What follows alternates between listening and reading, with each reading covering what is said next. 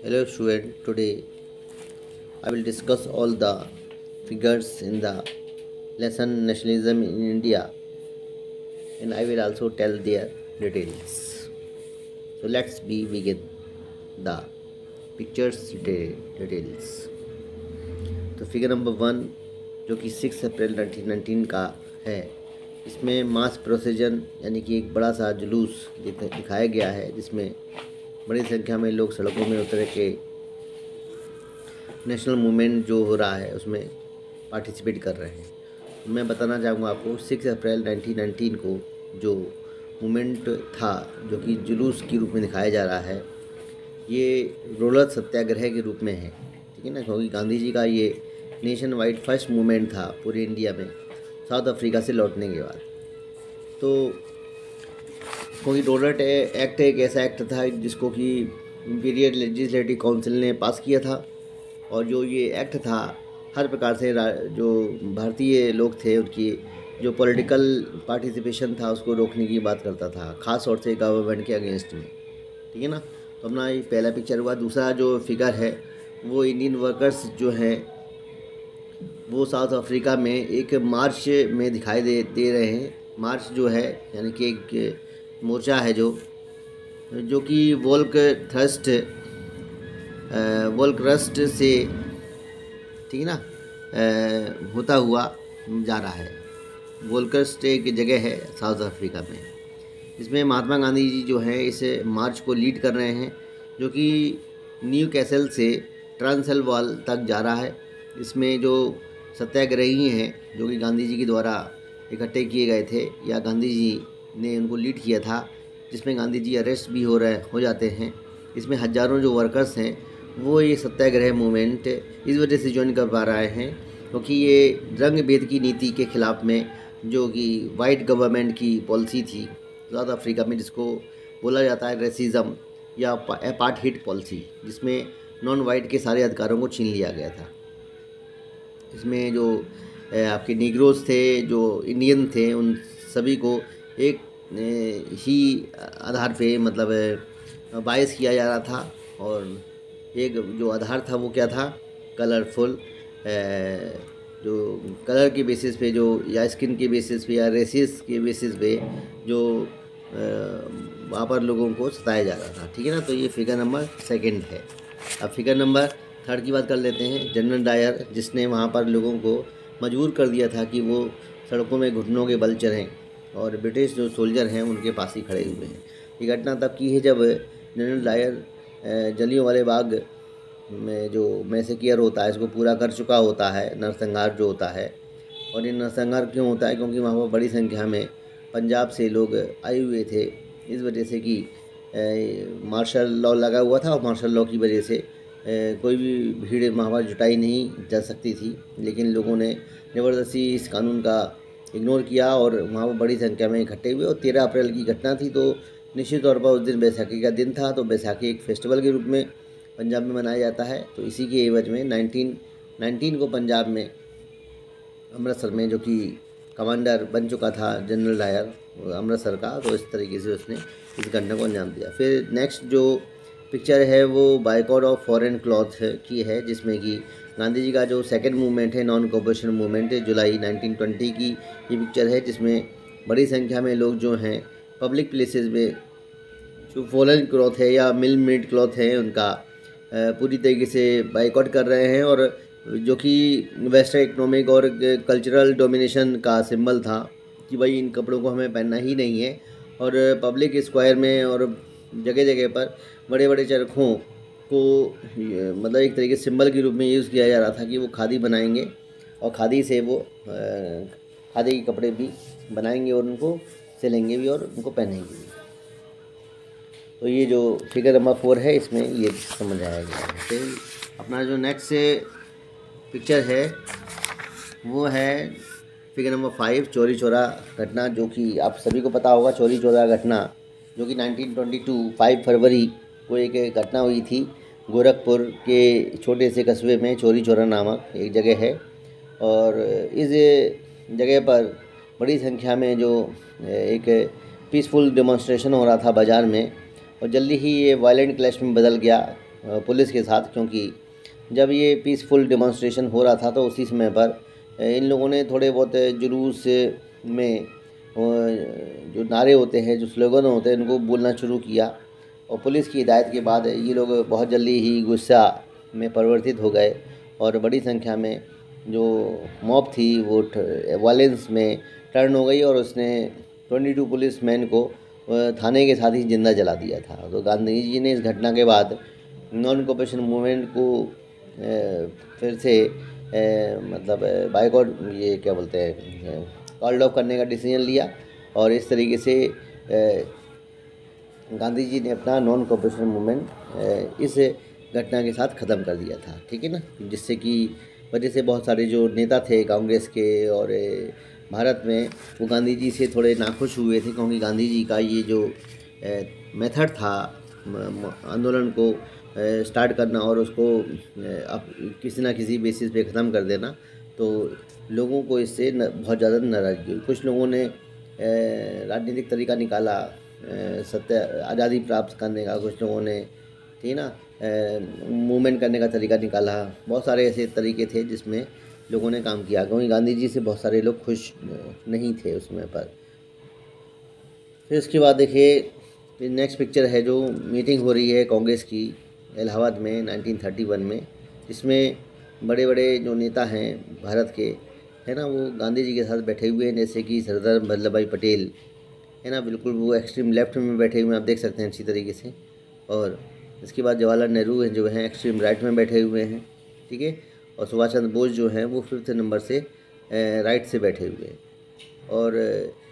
सबसे बड़ी बात है जो ये मीटिंग थी इलाहाबाद में हो रही थी और इसकी जो अध्यक्षता थी मोतीलाल नेहरू इस मीटिंग की अध्यक्षता कर रहे थे।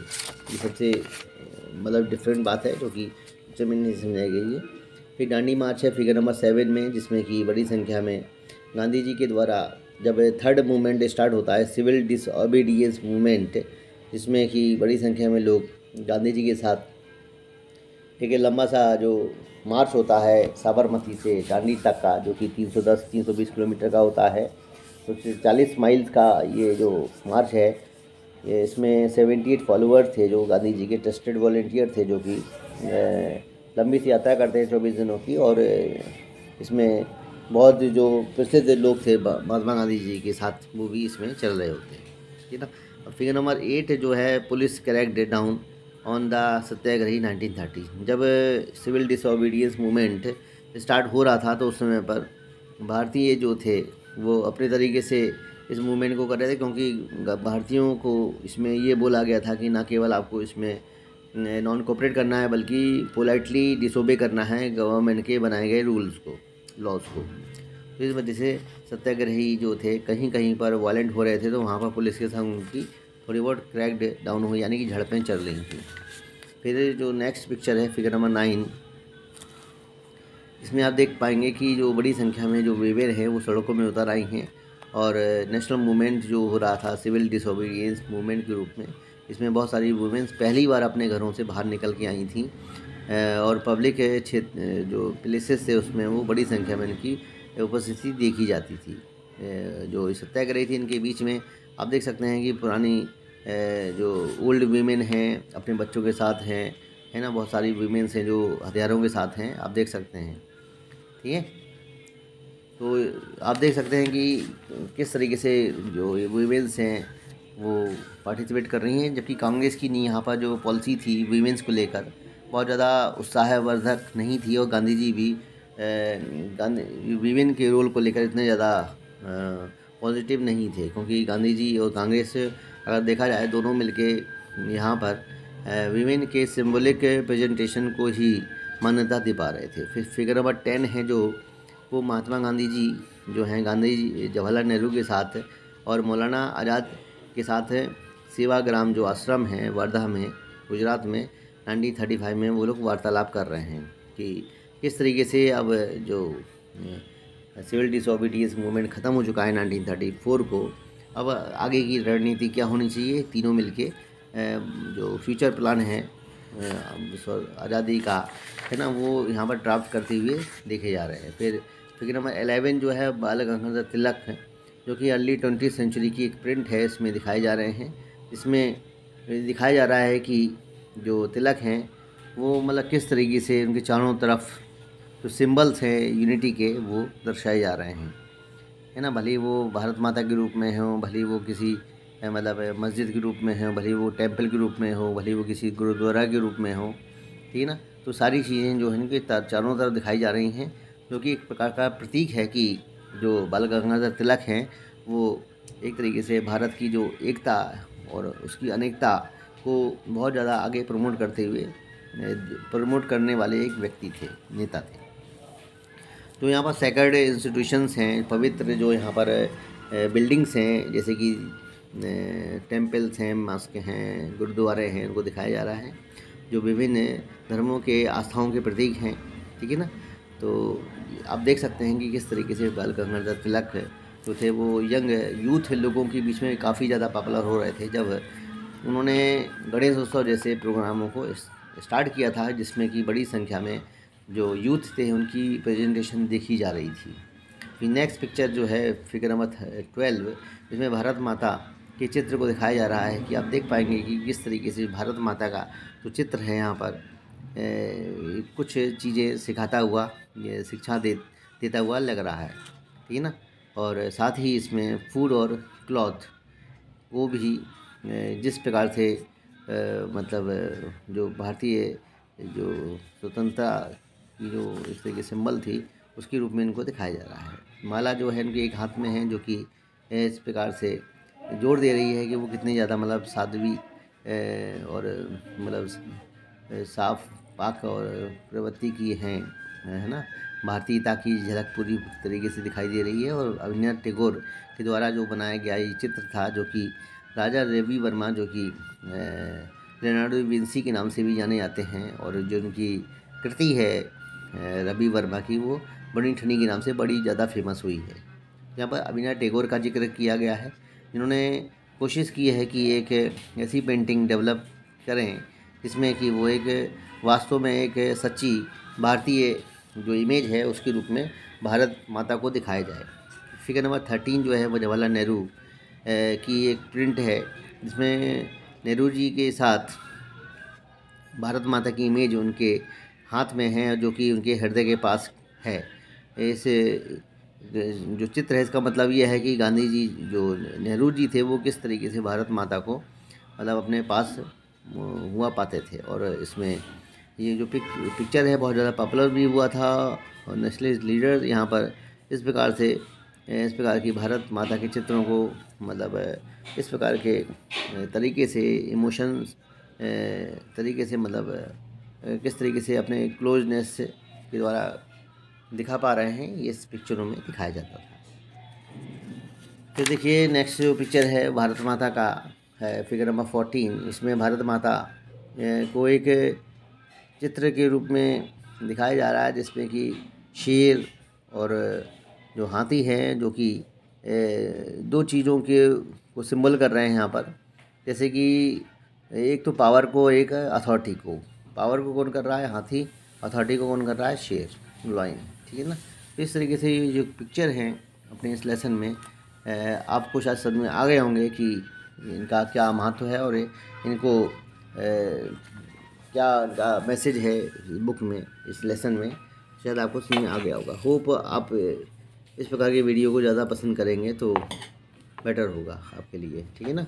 क्योंकि इसमें मैं आपको और भी अच्छी वीडियो बना के लेके आ सकता हूँ। Thank you student to listen me.